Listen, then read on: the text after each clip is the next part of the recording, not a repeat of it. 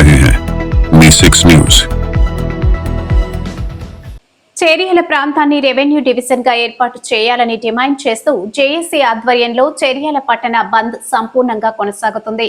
JAC ఇచ్చిన బంద్ పిలుపుతో పట్టణంలోని అన్ని వ్యాపార వాణిజ్య సముదాయాల యజమానులు స్వచ్ఛందంగా బంద్లో పాల్గొన్నారు. సిద్దిపేట జిల్లాలోని చేర్యాల, కొమరవెల్లి, మద్దూరు, దొల్మిట్ట మండలాలను కలుపుతూ చేర్యాల ప్రాంతాన్ని రెవెన్యూ డివిజన్ గా ఏర్పాటు చేయాలని డిమాండ్ చేస్తూ జేఏసీ ఆధ్వర్యంలో చేర్యాల పట్టణ బంద్కు పిలుపునిచ్చారు. ఈ సందర్భంగా జేఏసీ నాయకులు మాట్లాడుతూ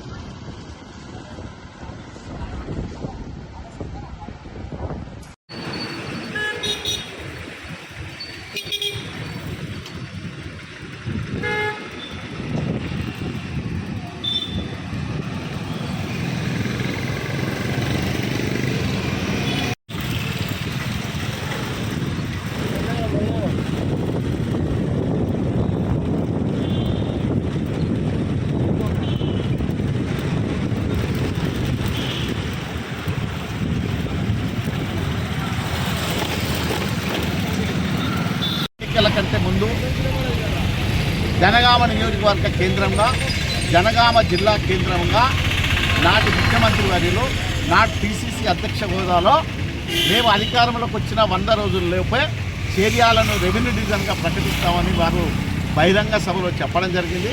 అదే విశ్వాసంతో, అదే ఆశతోటి దాదాపు 18 మాసాలు మేము ఎదురు చూడడం జరిగింది. మేము ప్రభుత్వ అధికారులకు అందరికీ కూడా వినతి పత్రం ఇవ్వడం జరిగింది. అయినా మా ప్రాంత కోరికలు, మా ప్రజల ఆకాంక్ష ఎక్కడ వేసిన గొమ్మడి అక్కడిలాగానే ఉన్నాయి కాబట్టి అనివార్యమైనటువంటి పరిస్థితుల్లోనే ఈనాడు మళ్ళీ గూడెక్కాము. ఈరోజు బంద్ ప్రకటించాము. ఒక కేసు ఇచ్చినటువంటి పిలుపు ఇంత పెద్ద మొత్తంలో బంద్ చరిత్రలో, చేర్యాల పట్టణ చరిత్రలో ఎన్నడూ జరగలేదు. ఒక టీ కొట్టు మొదలుకొని, ఒక పంక్చర్ షాప్ మొదలుకొని, ఒక చిన్న పాన్ షాప్ మొదలుకొని మాల్స్ వరకు కూడా ఈరోజు బంద్లో పాల్గొన్నాయి. అందుకని ఈ బంద్లో పాల్గొన్న వ్యాపార వాణిజ్య వర్గాలతో పాటు ప్రజలకు కూడా జేఏసీ శిరస్సు వంచి నమస్కారం చేస్తుంది. ఇంతకు ముందు రేపు రానున్న రోజుల్లో కూడా ఇదే స్ఫూర్తితో కూడా కార్యాచరణ చాలా ఉధృతంగా ఉంటుంది.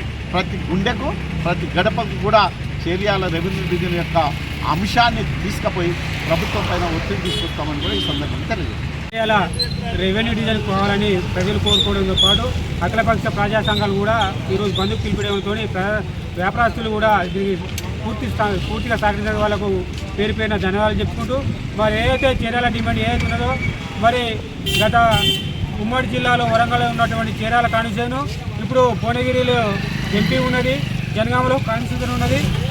మరి రెవెన్యూ డివిజన్ పోతే సిద్దిపేట పోవాలి, మరి కరెంటుకి సంబంధించినటువంటిది ఉష్ణావతి పోవాలి. మరి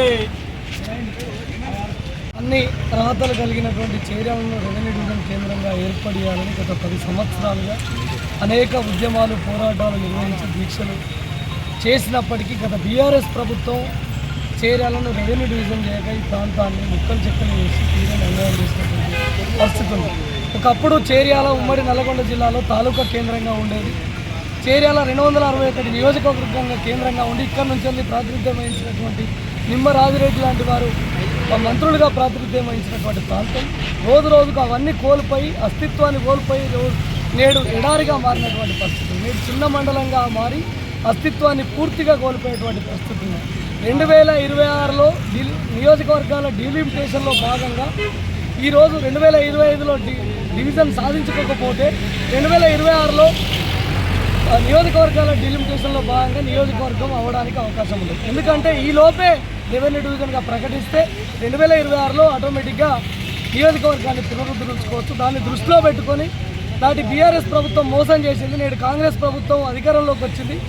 నాటి పీసీసీ అధ్యక్షుడు నేటి ముఖ్యమంత్రి జనగామ ఎన్నికల సభలో చేర్యాలను రెవెన్యూ డివిజన్గా ఏర్పాటు చేస్తాం, ఈ ప్రాంతం ఉద్యమాలకు పోరాటాలకు పురిటిగడ్డ అని అనర్గళంగా 5 నిమిషాల పాటు ఈ ప్రాంతం మీద రెవెన్యూ డివిజన్ గురించి రేవంత్ రెడ్డి గారు మాట్లాడారు. రేవంత్ రెడ్డి మీద విశ్వాసం ఉంది, నమ్మకం ఉంది. ఈ ప్రాంత బిడ్డగా కొమ్మూరు ప్రతాప్ రెడ్డి